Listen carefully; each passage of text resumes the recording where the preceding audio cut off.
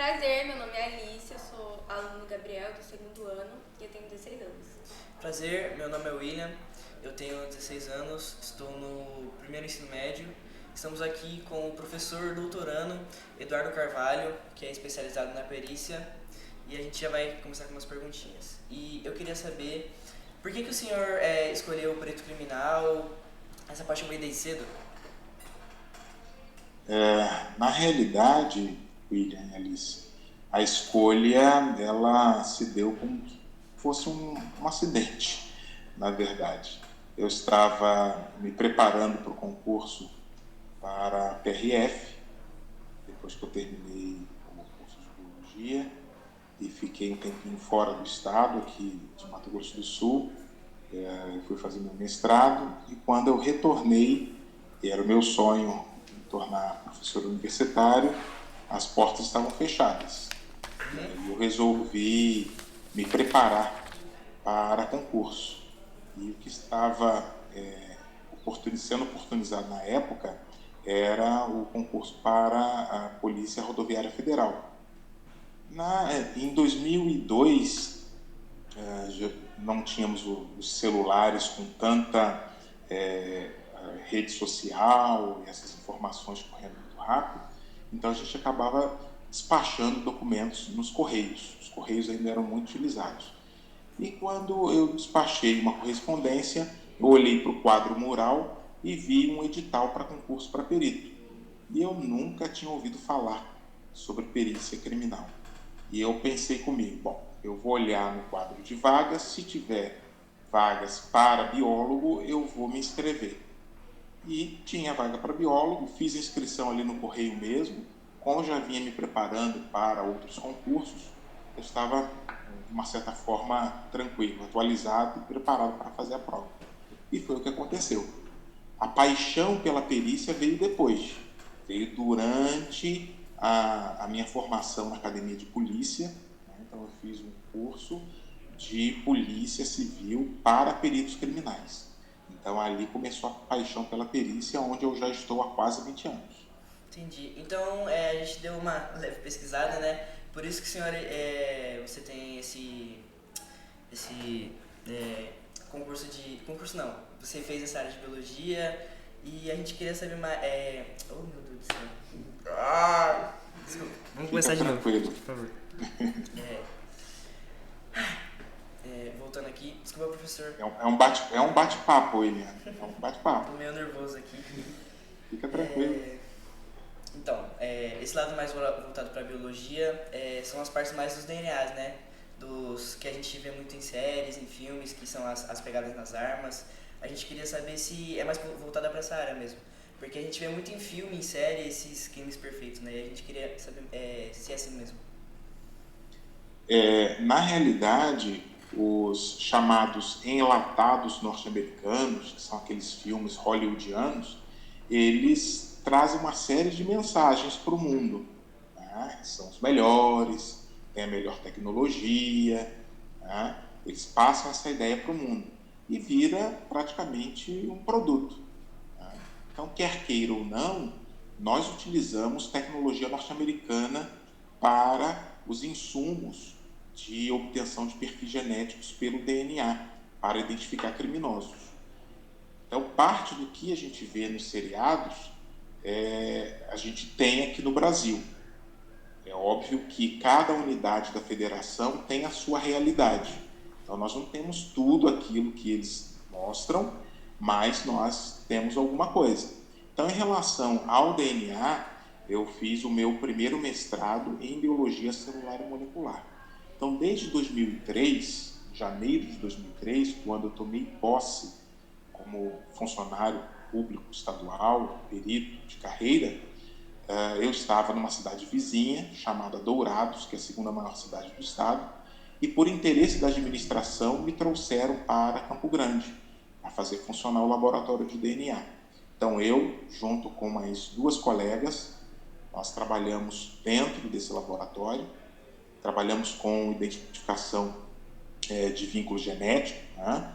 Exames de paternidade, e em 2004 que implementamos os exames forenses, né? Voltados para a criminalística.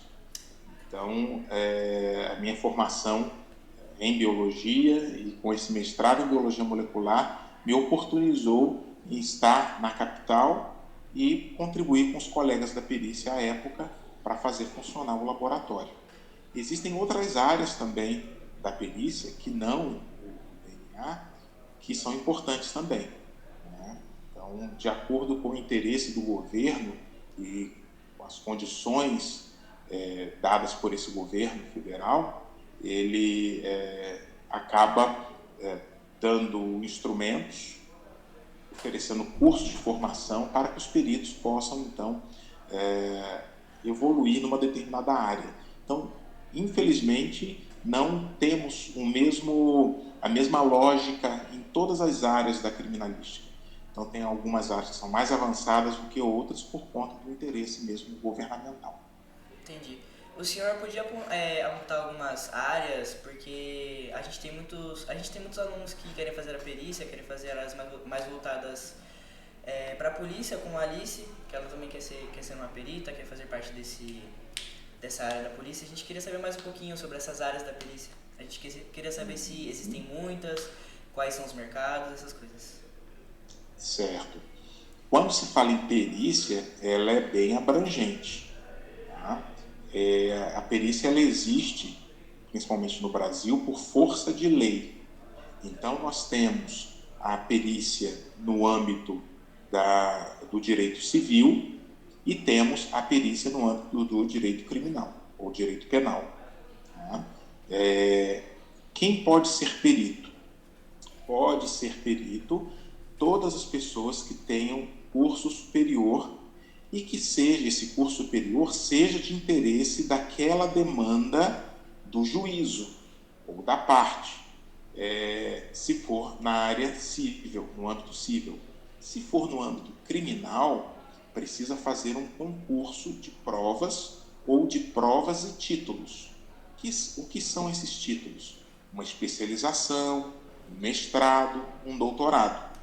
Ou mesmo, conta-se se aquele indivíduo que está fazendo o concurso, ele já é um servidor público, mas de outra área. E o edital pode trazer informações dizendo que ele pode apresentar, né, um comprovante de que ele é um servidor público, e isso vai pontuar no exame intelectual dele. Esse é o perito de carreira, né? Então, nós temos lá no Instituto do Direito Civil, né, no Código do Processo Civil, que vai lá do artigo 464 ao 480, que fala tudo sobre peritos e perícias. Então, aí vocês podem tomar nota, consultar o Código de Processo Civil e ver quais são as condições para que aquele profissional com curso superior possa atuar como perito. No âmbito criminal, nós veremos tudo sobre peritos e perícias no CPP, no Código de Processo Penal, que vai do artigo 158 até o artigo 184 do Código de Processo Penal. Além disso, nós vemos também, dentro da lei anticrime, a chamada lei anticrime, que é a Lei 13.964 de 2019, tá? Tudo sobre perícias em geral, sobre exame de corpo de delito, cadeia de custódia, tá? Aí nós vemos lá, desde o artigo 158A, B, C, D, E e F. Então, tudo que vocês precisam saber sobre perícia está lá, tá? Agora, cada estado, cada unidade da federação tem a sua realidade quando se trata de perito oficial estadual, da Polícia Civil do Estado, tá? Que é diferente da Polícia Federal, né? Os requisitos. Então, quando se fala em perícia dos estados, cada unidade da federação tem os seus critérios de admissão. Então, um exemplo que nós temos aqui no Mato Grosso do Sul, ele inclui, ou está descrito, na nossa Lei Complementar de número 114 de 2005. Então, ali nós temos o rol de formações exigidas para se tornar perito criminal. Então, o biólogo, farmacêutico, químico, geólogo, médico veterinário. engenheiro, né? Então esse engenheiro pode ser de várias áreas, engenheiro civil, engenheiro de alimentos, né? E outras engenharias, fonoaudiologia, análise de sistemas, ciência da computação, física, né? Então são mais ou menos 12 áreas que são requeridas dentro dessa lei e não são de licenciatura, são de bacharelado. Então nós temos que olhar a letra da lei, o que a norma exige e o edital, ok? Quando eu fiz o concurso em 2002, essa lei não existia, né? Porque ela é de 2005. Então, alguns colegas meus, formados em odontologia, formados em direito, conseguiram entrar, né? Também com mandado de segurança. Muito embora o edital não prevesse, não tinha nenhuma norma que dissesse que eles não poderiam ser. Então, eles ingressaram com o mandado de segurança e são meus colegas, né? Estão conosco até hoje. Mas, nos dias atuais, nós temos que obedecer o edital. Dentre esses seus anos de carreira e tal, qual foi o caso que mais intrigou o senhor, que mais causou medo, que, sabe? Alice, eu não diria medo. Não que eu não tenha medo. O medo, ele é importante em certo grau, porque ele mantém a gente vivo. Tá? É um instinto animal. Tá? Então, o medo, muitas das vezes, ele é necessário. Sim. Mas quando eu atuo, né, é óbvio que tem algumas situações que me incomodam, né? Então, eu não gosto, por exemplo, de atender local que tenha algum tipo de violência contra a criança, né? Ou acidente contra a criança. Então, isso me incomoda, mas eu tenho que fazer o meu serviço. Agora, o que mais me intrigou nesses quase 20 anos de perícia foi um caso que eu costumo chamar de um caso quase que sobrenatural, praticamente, né?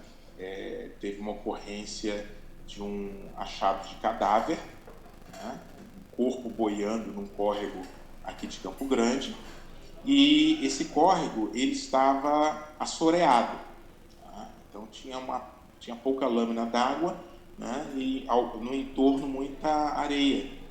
E o que me chamou a atenção foi que havia passos, né? Pegadas de chinelos, e do lado das pegadas de chinelos, pegadas de cachorro. Até um certo momento, essas pegadas sumiram. Os chinelos foram encontrados a uns 20 metros de distância, sob um viaduto. As pegadas de cachorro simplesmente sumiram. Não tinha nem as pegadas dele voltando, sumiram.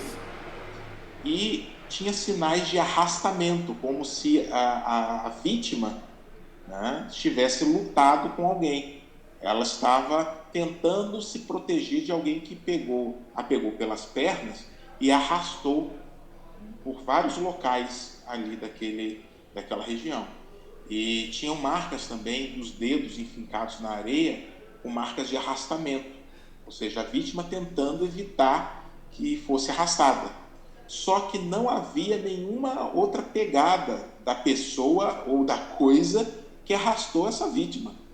Só tinha a vítima, né, os sinais da vítima lutando com algo ou com alguém, e não tinha nenhum sinal desse alguém ali, nem durante a luta, a resistência da vítima, nem a evasão desse autor do local. Não tinha absolutamente nada além desses sinais que eu mencionei para vocês.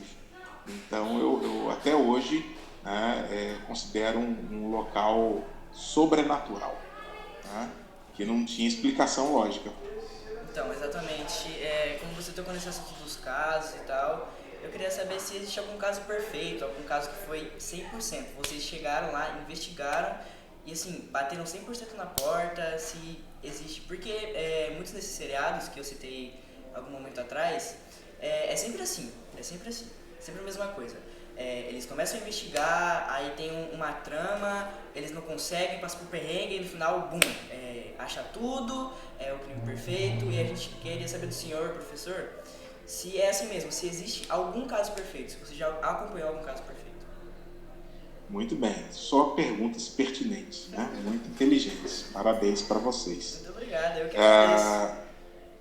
É óbvio que a comparação é até desvantajosa, porque estamos falando de filmes, né? E nos filmes tudo tem que ser perfeito, né?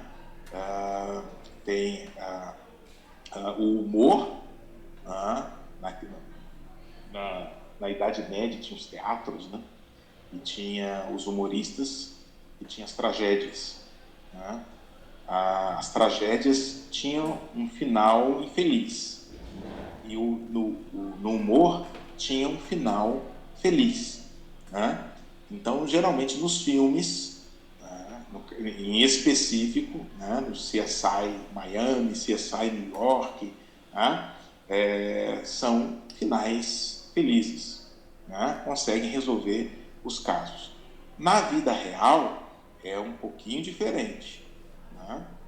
Então, nós temos que levar em consideração muitos fatores. O primeiro deles são os fatores de preservação do local.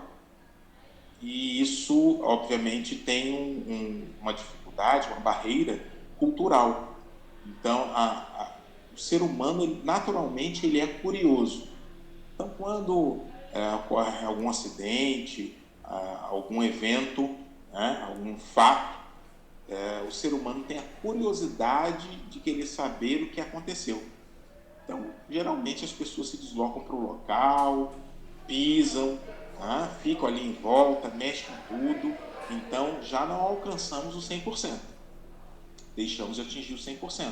Porque só o fato das pessoas estarem pisoteando no entorno daquele local de crime, né, ou daquele fato que vai se dar como delituoso, será classificado como delituoso, as pessoas não têm essa noção de preservação. As pessoas comuns, né, aquelas que não têm uma formação dentro da escola, né, da segurança pública, né? Então, elas querem ver, querem saber e acabam tirando alguns elementos importantes para a elucidação dos fatos, né? Então, se tem uma arma do lado, chutam a arma, vai parar do outro lado, né? Alguns pegam na arma, colocam dentro de um saquinho, quando o perito chega, fala: aqui, seu perito, está aqui, ó, eu peguei e estava em tal lugar. Tá? Então, isso atrapalha, né, a nossa dinâmica para solucionar os fatos. Então, existe, o nome é esquisito, mas é isso mesmo, tá? Se chama heptâmetro, hepta, 7, tá? Palavra difícil. Metro, né, medida, heptâmetro de quintiliano. Então, depois que vocês forem pesquisar aí no Google, vocês vão ver que Quintiliano foi um estudioso, né, um investigador, um advogado, né, lá dos tempos imemoriais, que tentou estabelecer 7 parâmetros para solucionar crimes. Então, dentre esses 7, nós temos como o crime aconteceu, por que aconteceu, como foi perpetrado, né, de que forma ele aconteceu, né, quem provavelmente foi o responsável por esse crime. Então, respondendo esses 7 passos, né, do heptâmetro de Quintiliano, é possível chegar, entre aspas, né, a próximo à perfeição. Lembrando que os 100% não existe. Né? Agora, quando a gente ouve falar de que existe um crime que foi perfeito, geralmente, nem sempre, né, ele está associado a uma investigação mal feita. Então, ele se torna perfeito porque foi mal investigado. Né? Ou quem fez, muitas das vezes, tem conhecimento das técnicas, né, policiais, periciais. Né? Lembra do caso da Elisa Samúdio? Até hoje não encontraram o corpo nem os restos mortais. Nossa. O grande responsável pelo sumiço do corpo foi um membro da segurança pública. Então ele teve conhecimento das técnicas, né, de desaparecimento, de sumiço com os vestígios, né, e até hoje não tivemos como saber, né, onde esses restos mortais se encontram, até hoje. Dentro da cena de crime, assim, um todo, quais Desculpa, são... não entendi. Dentro das cenas de crimes do local, quais são os materiais, objetos essenciais, assim, para realizar a perícia criminal, para pegar informações sobre o caso, etc. Certo. Em algumas unidades da federação, a perícia ela conta com alguns equipamentos portáteis que podem, então, serem utilizados nos locais. Tá? Isso também vai depender da demanda. O que é muito comum, uma ferramenta muito comum, que praticamente todos os institutos de criminalística têm, né, no Brasil, são as luzes forenses. Essas luzes forenses, auxiliadas com filtros, né, que são óculos que têm um comprimento de onda, como vocês estão no ensino médio, né, fica fácil falar sobre o comprimento de onda da física, né, o lambda. Tá? Então, o nanômetro, o nanômetro, ele é considerado nessas medições. Então, cada fluido biológico, ele vai apresentar um lambda específico. Então, nós ajustamos essas luzes junto com os óculos, né, com um filtro, e jogando essas luzes sobre o material supostamente de natureza biológica, ele vai retornar num determinado comprimento de onda. Aí nós temos uma tabela. Né? Então, geralmente, o sêmen ele aparece roxo, um roxo bem forte. O sangue geralmente aparece num azul mais fraco. Né? Além disso, existem substâncias químicas que são utilizadas também para revelar materiais biológicos na cena do crime, né? E outros equipamentos. Então, geralmente, é o que nós utilizamos. Numa cena de crime, por exemplo, a pessoa que efetuou o crime vai lá e limpa o sangue, e aí usa outros produtos químicos para limpar o resíduo do sangue, etc. Com esses produtos, tem como ver esses vestígios de sangue? Aparece para vocês? Sim. Esses produtos químicos, eles interagem com o ferro que está ali complexado com a hemoglobina no sangue, e ele aparece, ele nos revela, né, a existência daquele material. É óbvio que é um exame de orientação, não é um exame de certeza. Então, o perito vai lá, pega um suave. Suave é um cotonete que tem um cabo longo e o algodão em apenas uma de suas extremidades. Aí ele coleta uma amostra daquele material e encaminha para o laboratório de criminalística para os exames de certeza.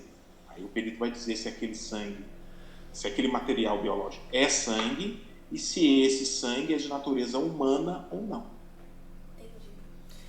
Então, eu queria mais voltar nesse assunto da maçonologia, né? Que a gente deu uma pesquisada aqui, e a gente queria saber por que o senhor se interessou por isso? Que a gente tem uma leve pesquisada, a gente viu que é basicamente uma comunidade, e a gente queria saber no que isso se encaixa na perícia, no que isso tem a ver, entendeu? Essas coisas. O que ajuda? Vocês fizeram um serviço de perito, né? Investigaram aí a minha vida pregressa, né? Com a criminalística não se relaciona em absolutamente nada. Mas como vocês puderam ver no meu currículo, a minha formação é bastante eclética. Então, eu fiz a graduação em biologia, aí depois que eu fiz a graduação de biologia, eu fiz o meu primeiro mestrado em biologia celular e molecular. Aí, quando eu terminei esse mestrado, eu fiz 5 especializações. Aí, quando eu terminei essas especializações, eu fiz um segundo mestrado, que também tem nada a ver com a perícia técnica, mas tem que ver com a perícia administrativa, que foi um mestrado em administração pública pela FGV.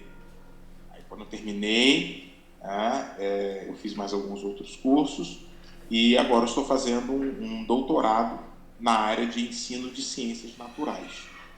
A maçonologia ela parece como um tema transversal, porque eu gosto de filosofia, eu gosto de ciência, eu gosto de entender, eu gosto de compreender como as coisas são ou como elas se tornaram.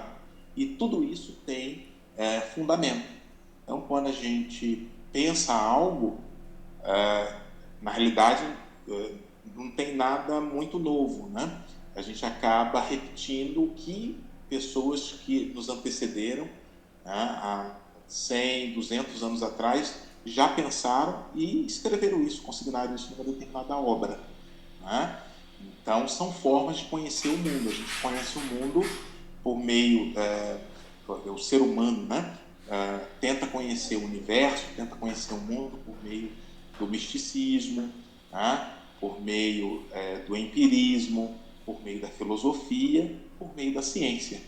Então, essa é uma forma também de se conhecer o mundo.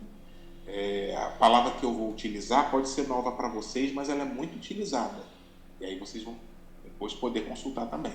Se chama disruptivo ou disrupção, né? É um termo que nasceu lá atrás, né? Nos anos 90, em que um professor da escola de administração de uma universidade norte-americana, ele utilizou esse termo para designar o que as novas tecnologias trazem, né? Então, elas são disruptivas, elas eliminam determinados comportamentos ou usos ou materiais e trazem algo novo.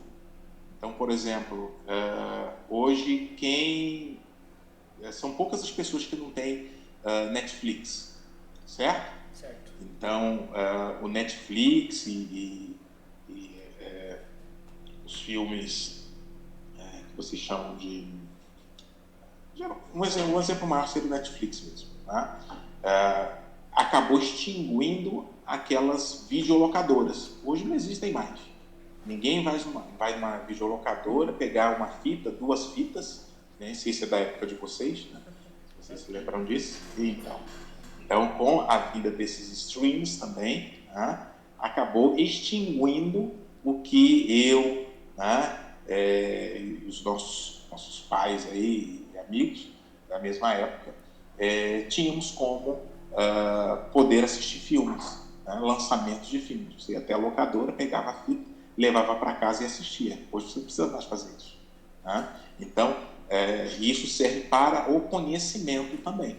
Então, quanto mais disruptivos nós formos, mais chances temos de alcançar sucesso na vida, né? Então, quando vocês escolherem uma profissão, vocês vão perceber que só a graduação não basta. Vocês têm que fazer uma especialização, um mestrado, um doutorado. Vocês vão ter que se especializar de alguma forma, né? Para se garantir no mercado tão competitivo e escasso que nós temos. A gente viu na internet que o senhor tem 13 anos de carreira como perito criminal e tal. Tem alguma uma conquista que o senhor ainda tem, tipo, alguma meta que o senhor tem a cumprir ou a realizar ainda dentro da perícia? É uma boa pergunta também, Alice, de difícil resposta. Eu estou para completar 20 anos, né, de carreira. Então, com 19 anos e pouquinho. Em janeiro do ano que vem, completo 20. Já atuei, então, no laboratório, já atuei em locais de crime, né? Já fui diretor do Instituto de Criminalística. Hoje estou no topo da carreira. A única oportunidade que eu teria, se fosse me dada, seria assumir a Coordenadoria Geral de Perícias, que é o cargo maior, né, que administra todos os institutos de criminalística. Mas uma questão de oportunidade mesmo, não tem aquele desejo, né, para assumir. Mas, se tiver oportunidade, obviamente eu não declinaria. Não. Então, como o senhor falou, né, você está quase terminando aí, terminando não, né, quase completando os 20 anos de perícia, e eu queria saber mais propriamente se o senhor vai querer continuar na perícia, se vai querer continuar como professor, se você vai querer atuar em alguma escola, alguma universidade, essas coisas. Você só faz perguntas difíceis. A resposta é depende. Se eu puder, não digo ficar em todos, porque na realidade a perícia, muito embora seja uma área muito bonita, né, construí uma carreira ao longo desses quase 20 anos, uma carreira sólida, né, eu estou há 3 anos de me aposentar e eu tenho outros projetos, né? Então, dependendo da circunstância ou das circunstâncias do momento, né, eu posso decidir, né, em colocar em prática outros projetos que eu tenho. Mas em relação à docência, sempre é vocação mesmo. Eu sempre gostei de lecionar, dei aula para o ensino fundamental 2, ensino médio, graduação, e hoje exclusivamente eu me dedico à pós-graduação. Então, isso eu posso dizer com certeza que eu não vou abandonar, mas em relação à perícia, né, eu vou deixar para decidir isso um pouquinho mais para frente. Entendi. Você o senhor como um perito criminal, tem como dar algumas dicas para as pessoas que vão ver isso, para os nossos alunos, para a gente poder ter uma noção de como chegar, como conquistar, como ser um? O primeiro passo é gostar de estudar.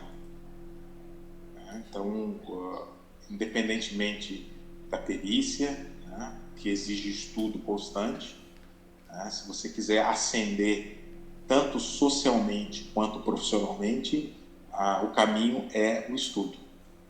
Você tem que construir um mapa. Se o objetivo é se tornar perito, eu diria para vocês já escreverem um projeto, montarem um projeto mesmo para chegar lá, não é?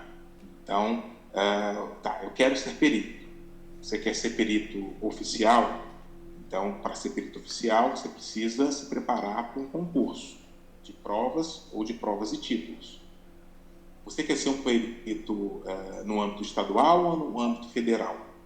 Eu quero ser um perito no âmbito federal. Então, você vai pegar os editais dos concursos e ver as matérias que são exigidas. Eu quero me formar em farmácia, por exemplo.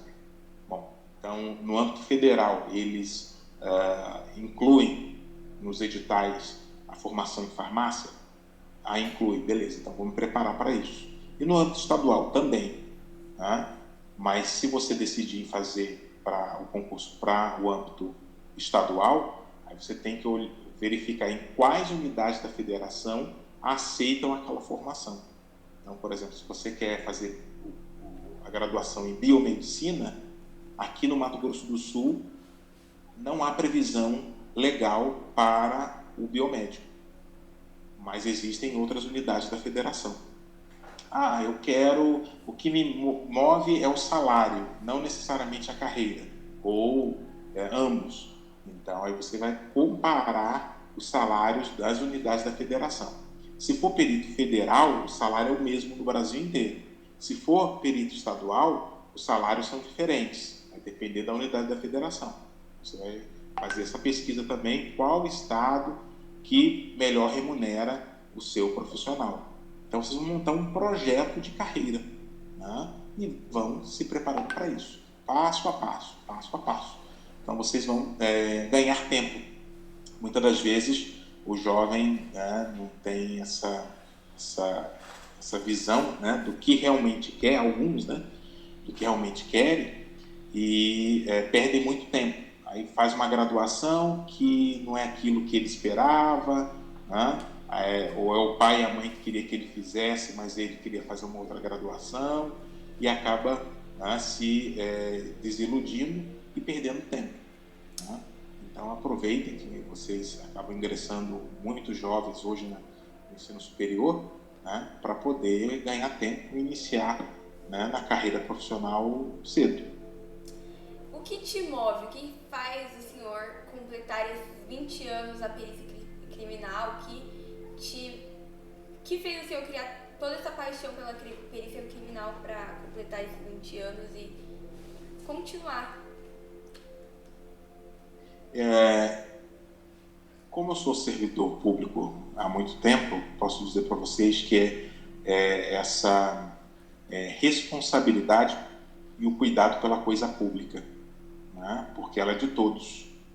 Então, sempre ouvimos dos nossos pais, né, que eles lutam, batalham para nos dar uma condição melhor, né, num país que muitas das vezes nos limita, né, a alcançar determinados objetivos, mas essa vontade de ver uma sociedade melhor, né, de pessoas que tenham a possibilidade de ter uma vida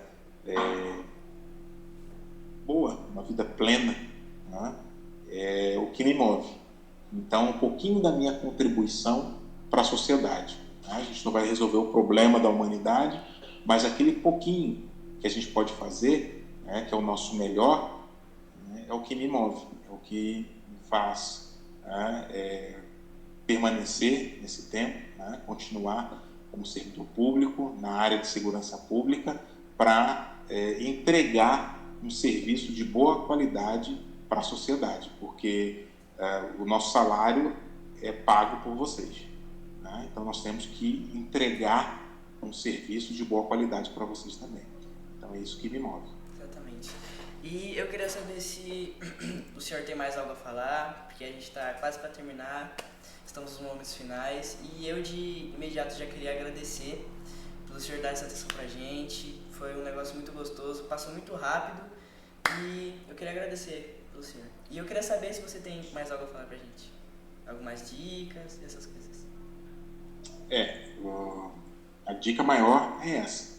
Estudem, façam um cronograma, né, que é um projeto realmente de carreira, né? Então comecem a pesquisar. Esse é o primeiro passo, né? Uma ideia muito inteligente. Então parabenizo vocês pela iniciativa, né? Porque já é o primeiro passo para a conquista e a construção da carreira profissional de vocês, né? Então eu quero, em primeiro lugar, parabenizar você, Alice, você, William. Muito obrigado. William. Muito obrigada.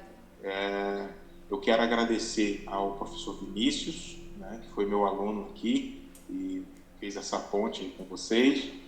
Agradecer a professora Rose por esse contato e também o professor, que nós nos falamos rapidamente aqui, só esqueci o nome dele. É o Marcelo João.